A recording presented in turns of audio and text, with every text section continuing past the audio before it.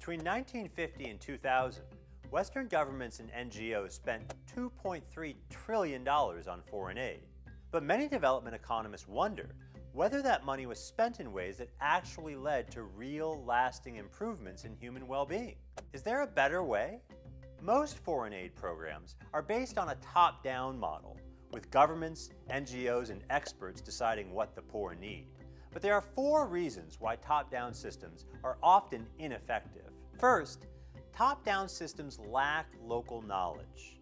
Experts might think they know what poor Africans need to improve their condition, but the fact is that there's a lot about their lives, their customs, and their local environments that we simply don't know or understand.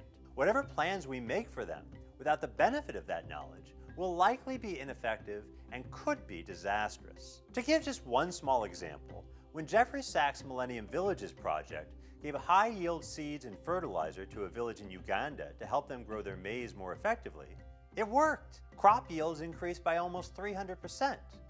But because the village had not developed any storage for excess crops, and because there was no road network to transport it elsewhere, most of that excess sat around to be consumed by rats and other pests, and the rats brought disease. The second problem with top-down systems is that they often come with a lot of bureaucratic inefficiency. The more money you spend on administration, and the more hoops you have to jump through to try out new ideas, the harder it is to get help where it's most desperately needed.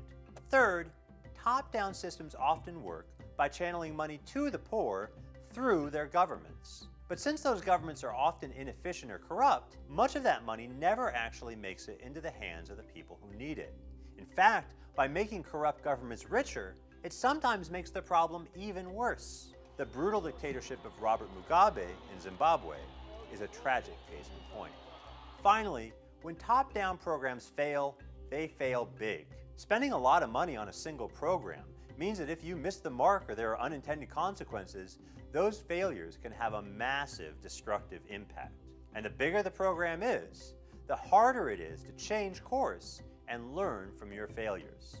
Recently, one group of people came up with a radically simple alternative. Give the poor cash and let them spend it on whatever they think they need. Some of those people choose to spend the money on food, some people spend it on a new roof, some people buy chickens and sell the eggs for a profit. The point is, they get to decide. Give Directly is an example of a charity that works from the bottom up.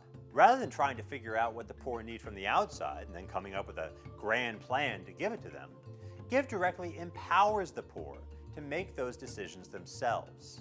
It's one of the highest rated charities on GiveWell.org, and it's making a real difference in people's lives.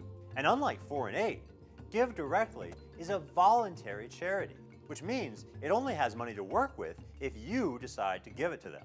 That means it has a strong incentive to keep its cost low, its impact high, and to learn from its mistakes. The lesson is that big problems don't necessarily need big solutions. Sometimes, the best way of dealing with a big problem is to let lots of different people try lots of different small ideas and find out which ones actually work.